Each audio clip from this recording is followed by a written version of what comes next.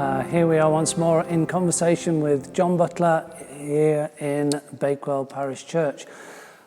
John, in this conversation, we're going to pick up a theme again from one of our viewers on the YouTube channel. And I will pose their very simple question at the end of this little intro. It seems to me and many commentators that in our ever so well connected world of these devices, social media, we're always on and we're always connected, and yet some of us perhaps have never felt so alone. We're in touch with, it appears, our networks of people, but maybe we're not in contact with each other, or indeed with ourselves. And observers, professional observers, are genuinely concerned about the potential impact of our devotion to our devices on our mental well-being. Are we painting ourselves into a very lonely corner?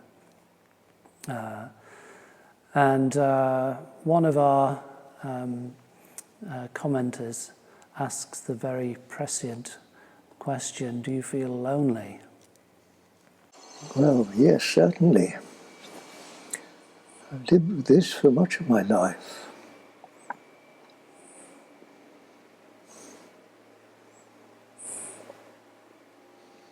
As a young man, well, strangely enough, just thinking back years and years ago as a young man, when of course I saw a woman as the answer to loneliness, and as I was more usually without one, there was much yearning was a part of my young life. But being occupied out in the fields with animals, I remember how that somehow took the loneliness away from me. Maybe I just forgot to be lonely. I've always felt, in a way, more meaningfully companioned with animals and trees and open spaces than I have amongst people. In fact, I think I've often said that it's more lonely with a crowd of people than it is on your own.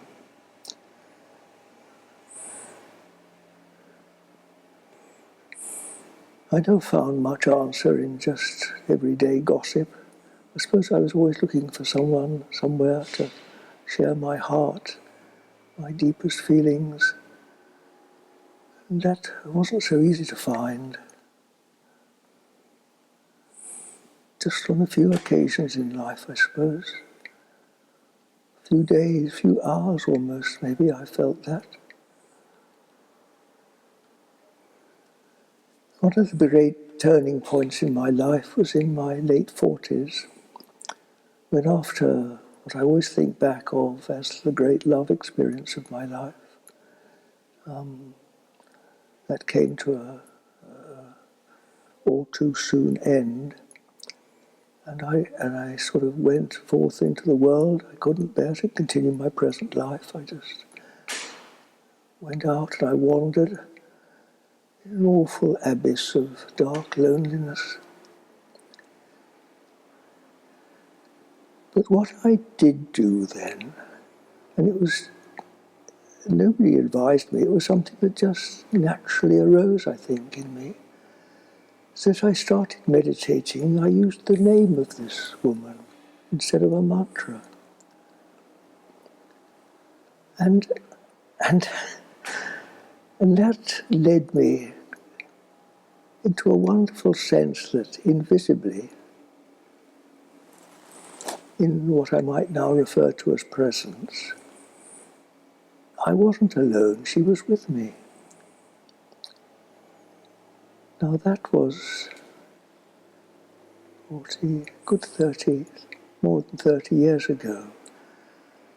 And since then, this feeling of spiritual connection has really become more important to me than the sort of face-to-face talking connection.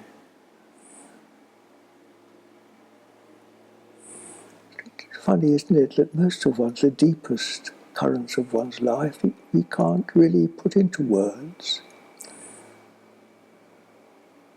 Often the deepest communication is without words, it's just eye to eye.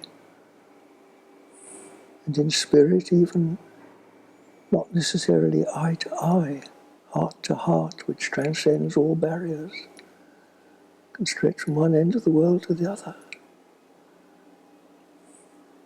So loneliness has become, I suppose you could say, transcended.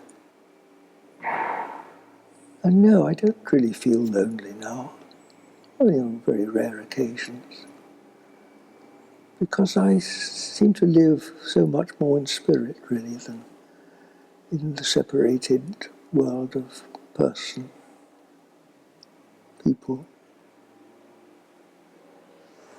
where no sooner do you find a soulmate than life separates you again.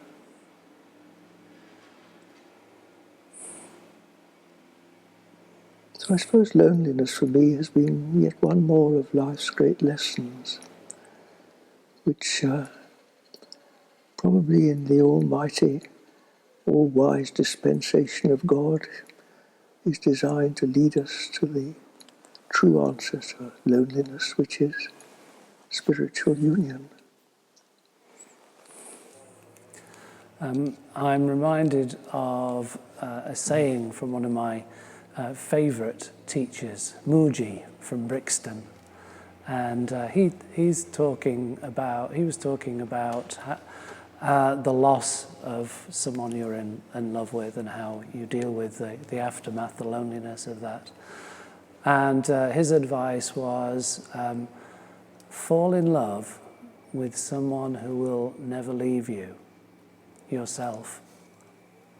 And I wondered if in your experience on reflection, you've just said that loneliness can be a learning place as well as a lonely place. What's that dimension of being full of oneself, if that makes sense? I'm rather shy of expressions like myself in that context, falling in love with myself. I don't think I would put it that way. I suppose as a child I was so imbued with the notion of not being selfish that the word self became something almost to be avoided. Of course, people spell oneself with a big S and then a little ego self with a little s, but it still sounds the same. I think I've always rather wanted what the French say is objet d'amour, an object of love, someone to love. So I've usually fixed my adoration, if not on a woman, then, well, I suppose it was usually a woman, and usually some completely hopeless, someone one just sees in a flash. But perhaps that very impossibility of such loves somehow led me into the inseparable realm of spirit. Yes, that's it. It was the motivation that arose in me not to be separated from my object of love, the person I loved, was a powerful factor towards,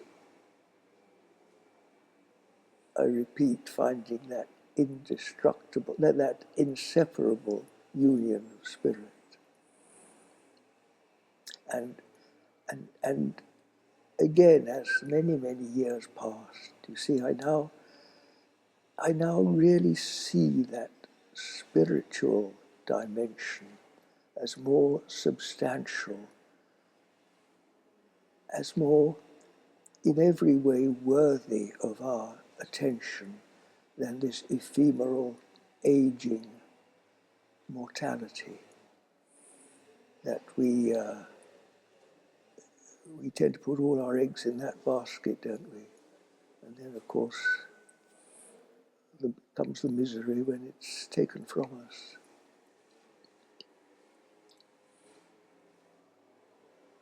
So I don't think it really matters too much who you love or what you love. Some people, of course, would say you need to love Jesus. Well, that's one way, or fall in love with yourself, that's another way, or fall in love with a mortal creature. Many people have done that before. The important thing is to find that love that knows no end, which of course is spirit. And in that one finally comes to rest and completion. That's the true mystical marriage. You're in good company with Freddie Mercury from Queen there, John, who sings Give Me Somebody to Love. Mm-hmm. This is, of course, a yearning we've all experienced, that somehow our completion is in the other, the object of our love. But I know you've been writing quietly in the background of the past couple of years now, an as unyet finished book on this subject. Do you want to just give us a few sneak previews of what the focus of that book is? Well, I'm calling the book of Mystic Union. A few brief previews. Well, yes, it's no secret. I'm just elaborating on the last answer.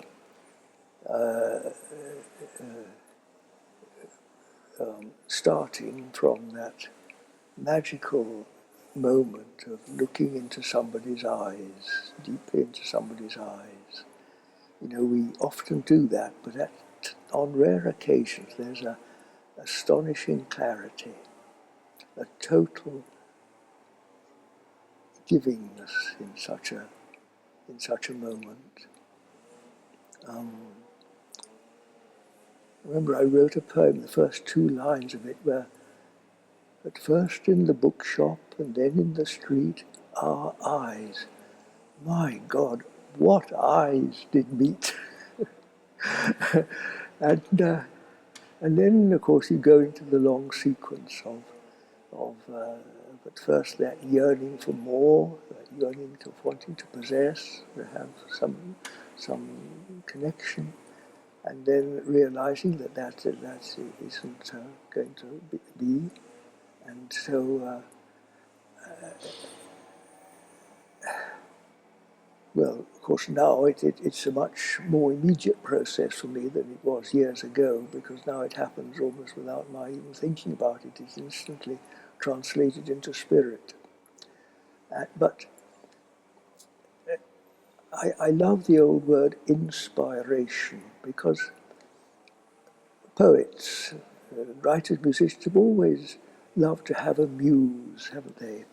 And what is a muse? A muse is someone that somehow triggers off deeper than normal experience in someone. And I've known it on many occasions. I'd almost say most of my best work has been inspired in that way. To inspire means to fill with spirit. And that is a step towards what I'm talking about, this mystic union, this infallible mystic union, which is really the ultimate unity that that brings our yearnings to conclusion, to fulfillment, perhaps is a better word. Absolute fulfillment. All the loves I've loved and lost are finally fulfilled.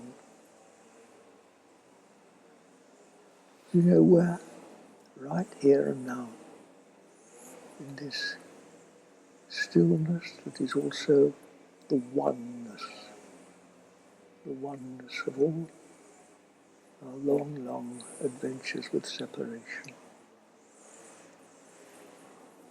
That's why, from being one of the most unhappy men in the world, I'm now one of the happiest.